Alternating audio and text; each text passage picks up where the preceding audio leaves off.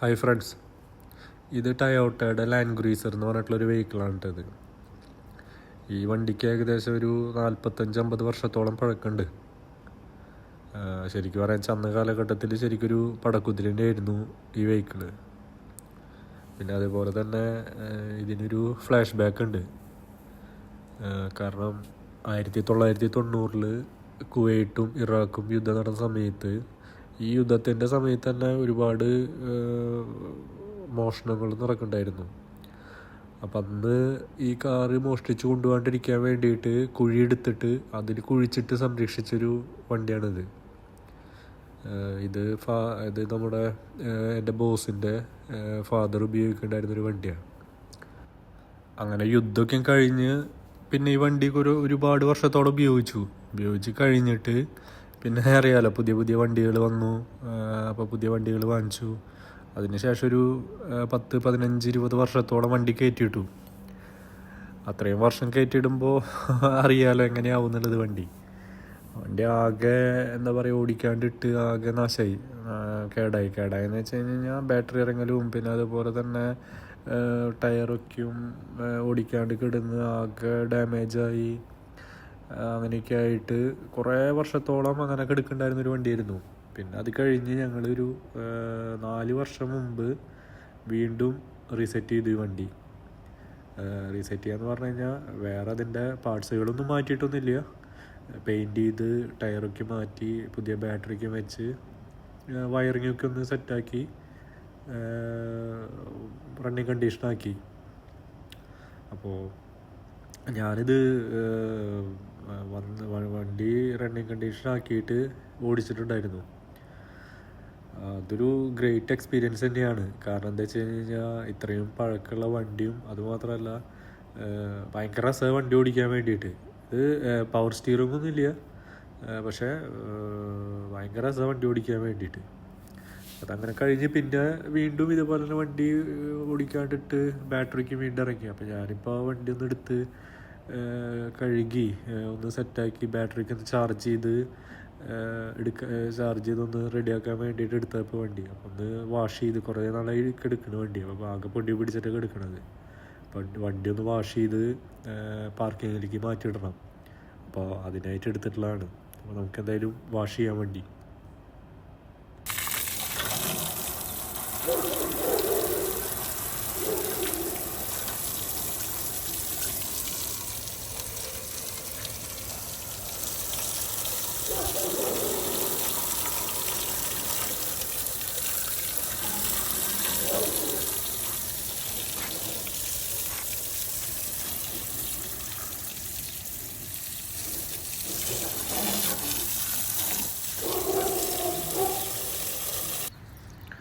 പിന്നെ ഇപ്പോഴും ഈ വണ്ടി ചോദിച്ചിട്ട് ഒരുപാട് ആൾക്കാർ വരുന്നുണ്ട്.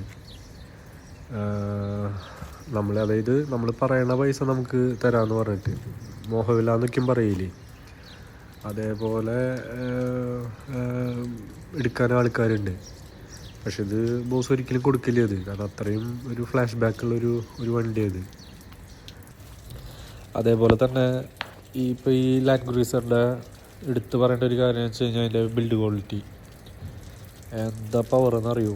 കാരണം അന്നത്തെ കാലഘട്ടത്തിൽ ഉണ്ടാക്കിയിട്ടുള്ളൊരു വണ്ടിയാണ്. ഞാൻ പറഞ്ഞല്ലോ, ഇത്രയും വർഷത്തോളം വണ്ടി ഉപയോഗിക്കാണ്ട് കിടന്നിട്ട് ആ വണ്ടിയുടെ ഒരു സൈഡിൽ പോലും അല്ലെങ്കിൽ ഒരു പാർട്സ് പോലും ദ്രവിച്ച് പോവുകയോ അല്ലെങ്കിൽ തുരുമ്പ് വന്ന് കേടായി പോവുകയോ ഒന്നും ഉണ്ടായിട്ടില്ല.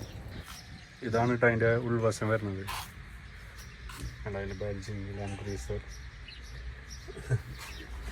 എവിടേക്ക് ഓടിയിട്ടുള്ള വണ്ടിയാണെന്ന് അറിയുന്നത്. അതിൻ്റെ ഗിയറൊക്കെ നോക്കിയാൽ അത് 4 വീലർ ഉണ്ട്. പിന്നെ അതിൽ സ്റ്റീരിയോ ഒക്കെ ഉണ്ടായിരുന്നു, അതൊക്കെ മാറ്റി മറ്റേ കാസറ്റ് ഇട്ടിട്ടുള്ള സംഭവമൊക്കെ ആയിരുന്നു. ഇതൊരു സ്റ്റോറേജ് സ്പേസ് ആണ്. കണ്ടോ, 2 ഡോറാണുള്ളത്. ഇപ്പോഴും ഓടിക്കാന്ന് പറഞ്ഞു കഴിഞ്ഞാൽ വേറൊരു ഫീലാണ് ഈ വണ്ടിക്ക് ഓടിക്കാന്ന് പറഞ്ഞു കഴിഞ്ഞാൽ. അപ്പോൾ അത് ബാറ്ററിക്കും ചാർജ് ചെയ്ത് ഒന്ന് സെറ്റാക്കണം. അപ്പോൾ കുറേ നാളായി ഉപയോഗിച്ചിട്ട്. ഇതിനിപ്പോൾ ഇവിടുന്ന് ഞങ്ങൾ പഴയമായിട്ടുണ്ടായിരുന്ന സ്ഥലത്തുനിന്ന് മാറ്റി ഞങ്ങൾക്കിതിന് വേറൊരു പാർക്കിങ്ങിലേക്ക് മാറ്റിയിടണം. ശരിക്കും നല്ല റണ്ണിങ് കണ്ടീഷനാണ് വണ്ടി. ഇപ്പോൾ ഉപയോഗിക്കാണ്ട് കുറേ നാളായി ഉപയോഗിച്ചിട്ട്, ആ കാരണം ബാറ്ററി ഫുള്ളായിട്ട് ഇറങ്ങി.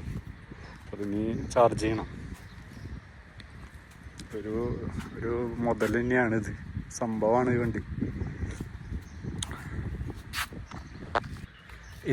അതുപോലെ ഇതിലുള്ള എല്ലാതും അതിൻ്റെ ഒറിജിനൽ തന്നെയാണ് കേട്ടോ. ഒറിജിനലാണ് എല്ലാതും ഒറിജിനൽ തന്നെയാണ് വരുന്നത്. വേറെ ഒന്നും അഡീഷണൽ ആയിട്ട് മാറ്റിയിട്ടില്ല. മീറ്റർ ഇതിൽ 2 ചാവിയാണ് വരുന്നത്. ഇവിടെ വരണം, പിന്നെ അതുപോലെ തന്നെ ഇവിടെ 2 ചാവിയാണ് ഇതിന് വരുന്നത്. 4 വീൽ ഡ്രൈവ് ആണ്. പിന്നെ ഇപ്പോഴും എന്താ പറയുക, മറ്റുള്ള ഏത് വണ്ടിയൊക്കെ അത്രയും മികച്ചതായിട്ട് നിൽക്കാൻ കപ്പാസിറ്റി ഉള്ളൊരു വണ്ടി തന്നെയാണിത്. ഇപ്പോഴും ആ വണ്ടിയുടെ ഒരു ഭംഗി നോക്കി, ശരിക്ക് പവർഫുള്ളായിട്ടുള്ള, എന്താ പറയുക, അതിൻ്റെ ഇതൊക്കെ കാണുമ്പോൾ തന്നെ അറിയാം നമുക്ക് അത്രയും പവറാണ്. അത്രയും എന്താ പറയുക, അത്രയും പവർ മീൻസ് അത്രയും കരുത്തുറ്റൊരു വണ്ടിയാണിത്. ഇതൊക്കെ ഒറിജിനലാണ് കേട്ടോ. ഇതൊക്കെയും എന്താ ഇപ്പോഴും അതിൻ്റെ ഒരു സ്ട്രോങ്, അതാണ് പണ്ടത്തെ വണ്ടികളും ഇപ്പോഴത്തെ വണ്ടികളും തമ്മിലുള്ള വ്യത്യാസം.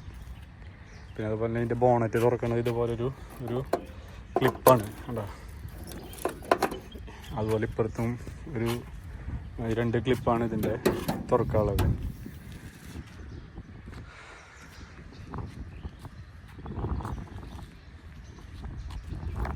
പിന്നെ ഇത്രയും പഴയ വണ്ടി എന്ന് പറഞ്ഞാൽ തന്നെ ആയാലും ഇതിൽ ഒരു ഓയിൽ ലീക്കോ അല്ലെങ്കിൽ വേറെ ഒരു സംഭവവും ഇല്ല കേട്ടോ. ഓയിൽ ലീക്കൊന്നും ഇല്ല. അതേപോലെ തന്നെ എടുത്തു പറയേണ്ട ഒരു കാര്യം എന്ന് വെച്ച് കഴിഞ്ഞാൽ അതിൻ്റെ മെറ്റീരിയലിൻ്റെ ക്വാളിറ്റി. ഇപ്പം ഇത്രയും ക്വാളിറ്റിയുള്ള മെറ്റീരിയൽ വെച്ചിട്ട് ഇപ്പം വണ്ടികളൊക്കെ ഉണ്ടാക്കുന്നുണ്ടോ എന്ന് പോലും അറിയില്ല. അത്രയും ക്വാളിറ്റിയാണ് ഇതിൻ്റെ മെറ്റീരിയലൊക്കെ, അത്രയും സ്ട്രോങ്. ഇത്രയും പഴക്കമുള്ള വണ്ടി ആയാലും പറഞ്ഞില്ലേ, അത്രയും അതിൻ്റെ ക്വാളിറ്റി എന്ന് പറഞ്ഞാൽ ഒന്നും പറയാനില്ല. അതേപോലത്തെ ക്വാളിറ്റിയാണ്. കാരണം ഇതിലൊന്നും ഇതുവരെയ്ക്കും ചേഞ്ച് ചെയ്തിട്ടില്ല കേട്ടോ. ജസ്റ്റ് പെയിൻറ് ചെയ്തു എന്നല്ലാണ്ട് വേറൊരു കാര്യം ഇതിൽ ചെയ്തിട്ടില്ല. എന്നിട്ടും ഒരു സ്ഥലത്ത് അങ്ങനെ തുരുമ്പാവേ അങ്ങനെ അല്ലെങ്കിൽ അത് ദ്രവിച്ച് പോവേ, കാരണം ഇത്രയും കാലം പഴക്കമുള്ള വണ്ടിയും അത് ഓടിക്കാണ്ട് കിടന്നിട്ടും അത് ദ്രവിച്ച് പോവേ അല്ലെങ്കിൽ തുരുമ്പ് വന്ന് പൊട്ടിപ്പോവേ, അതൊന്നുമില്ല. അന്നത്തെ കാലത്തെ നമ്മൾ പറയും അഡാറ് സംഭവം തന്നെയായിരുന്നു. അന്നത്തെ ഒരു കിങ് തന്നെയാണ് ഈ കിടക്കുന്നത്. കിങ് എന്ന് പറഞ്ഞു കഴിഞ്ഞാൽ കിങ്, അതാണ് സംഭവം. ഇത് ബാക്കിന് തള്ളാണ്ടപ്പോ ബസ് എന്താ പറയാ, ബസ്സിന്റെ സ്റ്റിയറിംഗ് പോലെ ഇതിന്റെ സ്റ്റിയറിംഗ് അത്രയും വലുപ്പമാണ് സ്റ്റിയറിംഗ് ഒക്കെ. എന്തായാലും ഒരു എന്താ പറയുക, ഇതൊക്കെ ഒരു സ്മരണയാണ്. കിങ്ങിൻ്റെ ഒപ്പം നിന്നിട്ട് ഒരു വീഡിയോയിലൊക്കെയും ഇതിൽ ഫോട്ടോയിലൊക്കെയും അതൊക്കെ വളരെ റയർ പീസായിട്ടുള്ള ആയിട്ടല്ലേ.